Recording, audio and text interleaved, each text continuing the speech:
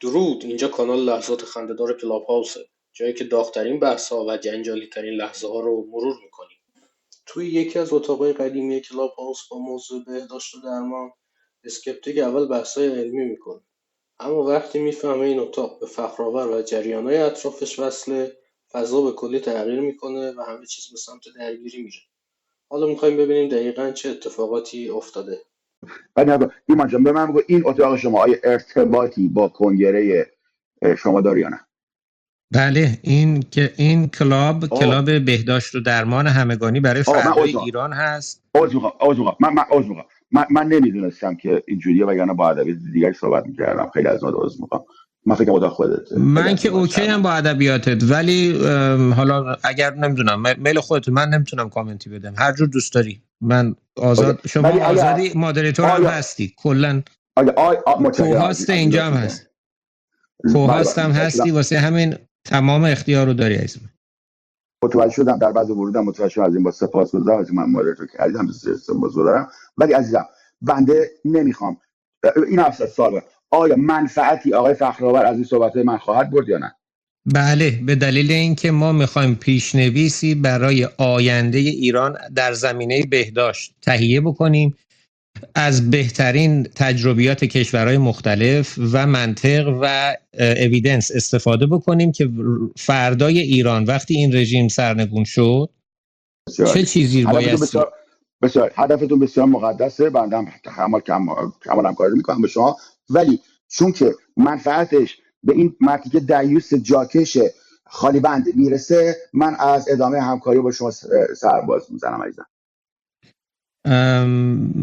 من نمیتونم مجبورت کنم، ولی به هر حال استاد فخرآور منفعت مردم با مثلا فخرآور همراه آره بشه. منفعت مردم رو ما در نظر دارم. من خودم کلاب دارم 60 برابر بهتر از آقای فخرآور. من نیاز به آقای فخرآور ندارم.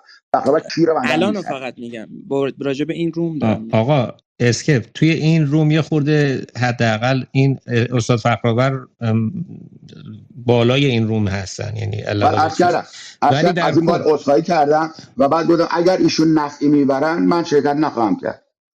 خیلی صریح گفتم. نفع اصلی رو ایران آینده، مردم ایران آینده خواهند. من خودم کلاب دارم، بزنم تمیز 2000 نفر میان. نگران من نباش. من بلدم ایران چیکار کنم. من فکر میکنم آقای فخرآور برای ایران مضر هستن. حالا چی میگی؟ چرا؟ دلیل چی؟ دلیل چی؟ عزیزم بیا با صحبت کن، دلیلمو بهش بگو. مگه به من قول نداد بیا ما صحبت کنیم؟ من که جوری شعر در میره خالصه. آقا تو میگی ایشون مضرن برای مردم. وقتی من میام تو اتاقش ریموو میکنه من. نه جناب اسکپتیک، آقای فخرآور مگر با شما مناظره نکرده؟ به شما من اجازه دادم صحبت کنی عزیزم؟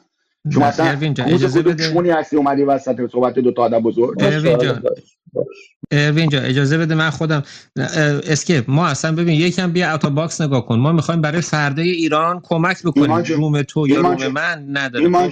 ایمان جون عزیزم منفعتش به این مرتی که عباس شاخان میرسه. من نباید برای ایشون کار کنم. ایشون پول به من بده بیام برای تو سخنرانی. مگه به من پول میده؟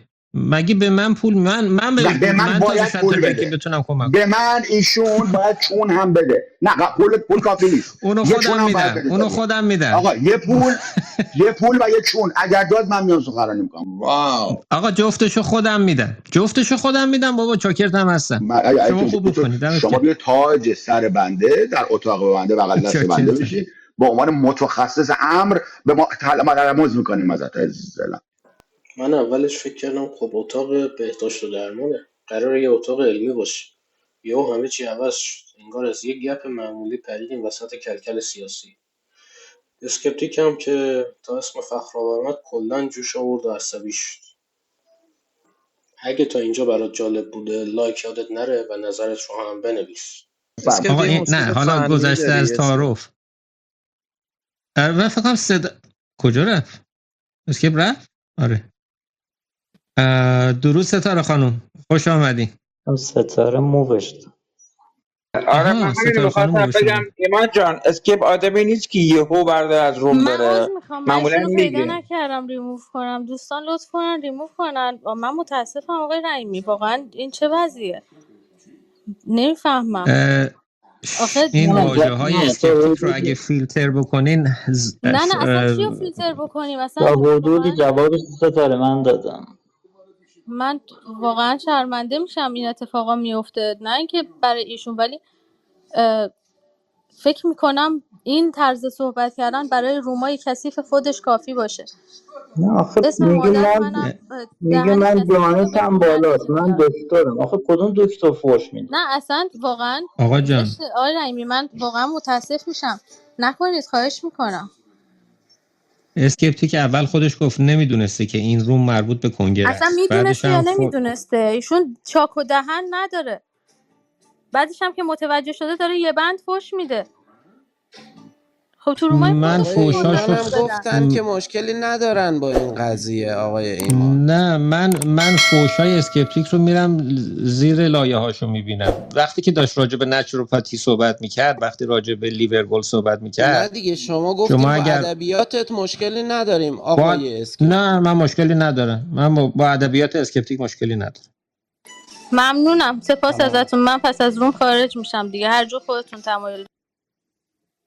چرا خارج میشیم؟ مگه ما حرف بدی زدیم ستاره خانم؟ نه دیگه مادر منم این وسط اومد دیگه، من نه شرمندم. عزیز من، اون به با مگه اجازهتون. به من نه گوش بدین نمیگه، ایشونو مگه به بیارین، ایشونو همه بیارین. نمیگه. ایشون ستاره خانم، غلط اون که میکنه به دهن همه. کثیفشو باز میکنه. هر عزیز چیزی هم من، حرف این داره، که اسم برادر منو میاره، اسم خود منو میاره. کی اصلا ایشونو آدم حساب میکنه که بخواد اینجوری؟ این ادبیات بابا برای ما مرده تو ایران. بس کنه بره کثافت خونه خودش رو تو رومای خودش رپا کنه. میخواد من علمشو بیاره دعوتش کرده کنه، بودم بره علمشو نشون بده. که حرفشو بشنویم، نه فوش. فوش که فوش اصلا مهم نیست عزیز من. برای من مهمه نه آقای کسی. رحیمی، برای مادر من آخه مهمه، برای خانواده من عزیز این من، قضیه مگه به مهمه، ما برای نمیگه؟ جامعه پس یعنی ایران. مادر من برام مهم نیست. وقتی که جامعه میگه ایران که برای اون یعنی فحوای واقعا حرف اسکپتیک مهمه، اون وگرنه فوشاش که میشه چه این فحوایی داره گرامر دکتر؟ زبانشه. دکتر چه فحوایی داره حرف تمام ادبیات این خب آدم؟ گوش نکردین، پس شما فقط داشتین فوشاشو گوش میکردین وگرنه به بطن حرفش پس گوش ندادین. عذر من میخوام جناب عذرخواهی ایمان، میکنم، من من فکر میتونم کنم صحبت بطن کنم؟ حرف ایشونو به هم زدم. اگر دوستانم دوست دارن نه عزیز من، بفرمایید بیارینشون، چون من ریموو نکردم، فقط موو دادم.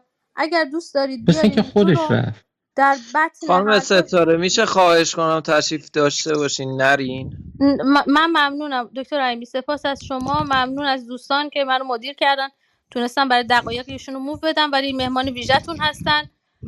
اختیار بگین دارین. تشریف بیارن بالا، هر جور که شما خودتون صلاح میدونید کارتون رو ادامه مثل بدین. اینکه اگر که نیستش توی به روم آخه مردم اصلا. هم من به مردم هم ایمان میده ببین، جان ریموو منتقل شده، کنین، ریموو ولی این کردن، ریموو. ادبیات اگر از طرف کنگره من بخوام حرفی بزنم، این ادبیات قرار کشته بشه در ایران. این ادبیات پایین تنه آخوندی قرار نیست ادامه داشته باشه که هر کی دهنشو باز کنه هر چی دلش میخواد بگه. اگه واقعا ما قرار باشه به ادبیات آخوندی ادامه بدیم، این کثافت یه عمامه سرش بذاره همونه. من تو دادگاه ها از تمام هم طیفای این که خیلی هم ادعاشون میشد همین جملات رو میشنیدم. حالا چه ببخشید توی فرقی خانم میکنه ایمان. که دادگاه ها ایشون در اونا به فتوای قصد تحقیر میگفتن، این به قصد تحقیر نمیگه. این حد میکنه به اسم نظر خانواده من منو میاره. آقای رحیمی حق دارین، شما غلط میکنه غلط اسم میکنین که این برادر حرفو منو میزنین. میاره. ای بابا، به قصد هر کوفتی که میگه حدشو بدونه این آدم. خانم ستاره منو فالو کن، یه کاری مهمی داشتم باهات. من ممنونم ازتون، سپاس دوستان. ببخشید فکر میکنم رومو به هم زدم، عذر میخوام، ولی خیلی متاسف شدم. خدا یاد نگهدارتون. دارین، قدمتون روی چشم، قربون شما. ببخشید مرداد من یه مایک تو. صحبت اسکیپ دارم. کجا کجا رفت؟ اسکیپ رو من اینوایتش کردم، اگر که کسی دسترسی داره به اسکپتیک لطفا بگی بیاد. ایمان جای من یه من نکته الان دیگه ببینید، بگم. من الان 1000 نفر تو این رومن، به همتون من میخوام نظر خودم رو بگم که مطمئنم خیلی هم دور از حقیقت نیست. شما به حرفای اسکپتیک رو یه بار میتونید همینجوری رو کاغذ بنویسید و ببینید چقدر پر از کلمات مستعجنه، یا اینکه نه برید ببینید چی داره میگه. وقتی راجع به طب سنتی، وقتی راجع به نچروپاتی، وقتی راجع به خطر افتادن جون مردم، وقتی داره اینا رو حرف میزنه، اونا رو از ته حرفاش بکشید بیرون. من اصلا دلیلی که اسکپتیک رو دوست دارم و دعوتش کردم همین بود. وقتی هم که اسکپتیک این واژه ها رو میگه اصلا گوش نمیدم بهش، چون که اگه بخوام گوش بدم دیسترکت میشن. محتوای حرف اسکپتیک زیباست و من واقعا هنوزم که هنوزه اگر که بشنوه صدامو بتونه بیاد بالا ممنون میشم که بیاد. ما میخوایم ما در مورد طب سنتی و اینکه دولت واسه کنترل داشته باشه روش رو نداشته باشه میخوایم به یه نتیجه‌ای برسیم. حالا اینکه اسکپتیک میاد. ممنون که تا اینجا همراه بود. اگه خوشت اومد سابسکرایب کن و زنگوله رو بزن تا ویدیوهای بعدی رو از دست ندی.